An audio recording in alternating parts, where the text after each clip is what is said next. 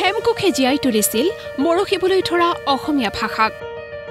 আৰু হেমকোষৰ ব্ৰেইল সংস্কৰণে শব্দৰ পোহৰেৰে উজ্বলাই তুলিলে দৃষ্টিহীনসকলক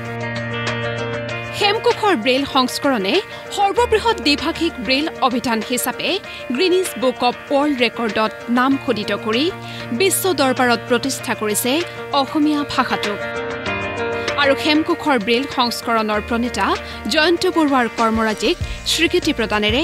গোলাঘাটত অসম জাতীয়তাবাদী যুৱ পৰিষদে প্ৰদান কৰে জননী গৌৰৱ বঁটা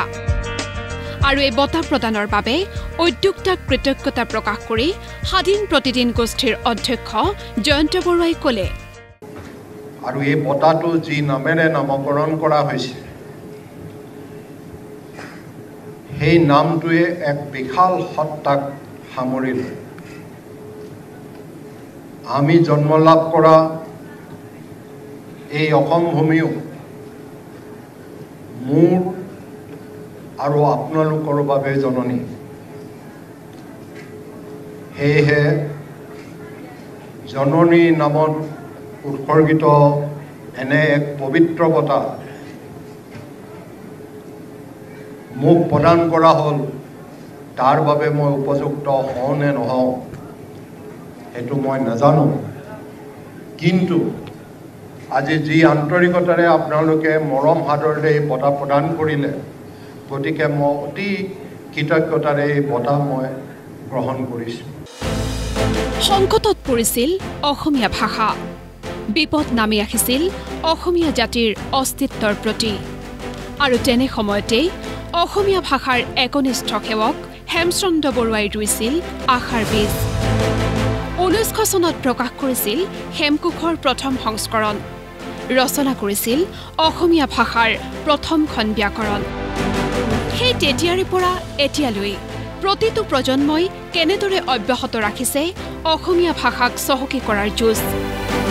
অসম জাতীয়তাবাদী যুৱ পৰিষদে প্ৰদান কৰা জননী গৌৰৱ বঁটা গ্ৰহণ কৰি স্বাধীন প্ৰতিদিন গোষ্ঠীৰ অধ্যক্ষ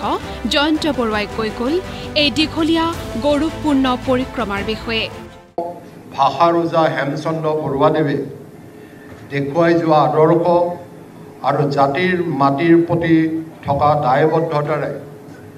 তেখেতে কৰি যোৱা কামখিনি আমি আগুৱাই নিয়াৰ চেষ্টাহে কৰি আছোঁ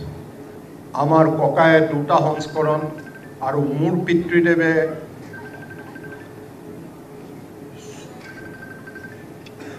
14তম সংস্কৰণলৈকে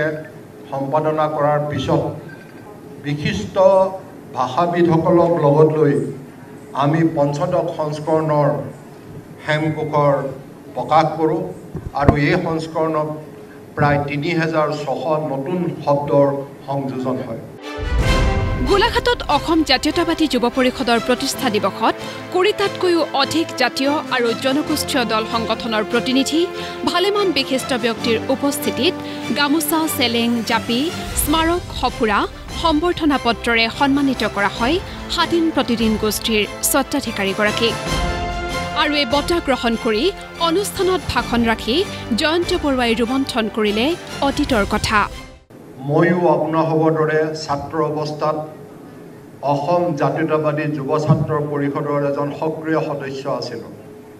শেষত আমাৰ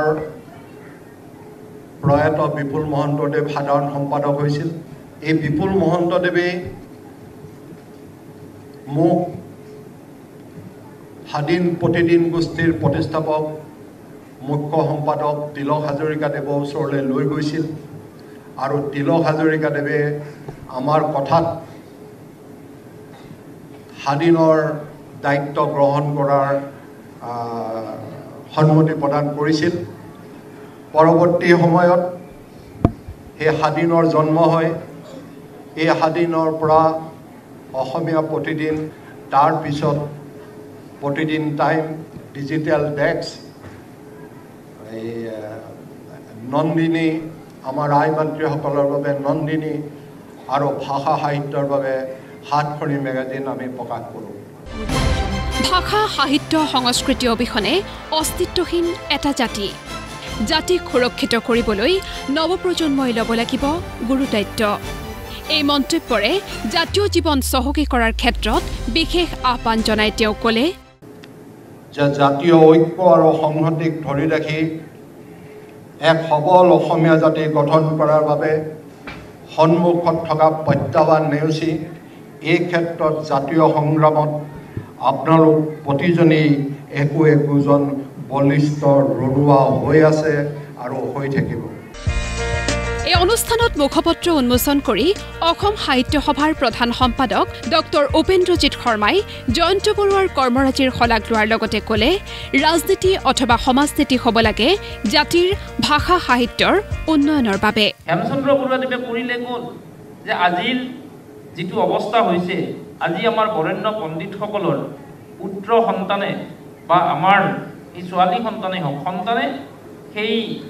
সম্পদখিনি তেখেতৰ ঘৰত ৰাখিবৰ কাৰণে, সংৰক্ষণ কৰিবৰ কাৰণে আজি বহুতৰ ঠাইৰ অভাৱ, মনৰ অভাৱ। কিন্তু এই পৰিয়ালটোৱে 4টা প্ৰজন্ম হেমচন্দ্ৰ বৰুৱাৰ সেই কামখিনি, সেই হেমকোষখনক কঢ়িয়াই লৈ আহিছে। তাত কোনো দল সংগঠনেও সহযোগ কৰা নাই, এটা পৰিক্ৰমা ৰচনা কৰিছে। যদি হেমচন্দ্ৰ বৰুৱাৰ পৰা দেৱানন্দ বৰুৱালৈ আহিছে, দেৱানন্দ বৰুৱাৰ পৰা জয়ন্ত বৰুৱা দেৱলৈ আহিছে। 4টা পৰিক্ৰমা তেখেতসকলে নিৰৱচ্ছিন্নভাৱে জাতিটোক ৰক্ষা কৰাৰ কাৰণে বুকুত হাত থৈ এই জাতিটোৰ সেৱা কৰিছে, এই ভাষাটোৰ সেৱা কৰিছে, আৰু তাৰ ফল আজি এইখন মঞ্চত লাভ কৰিছে।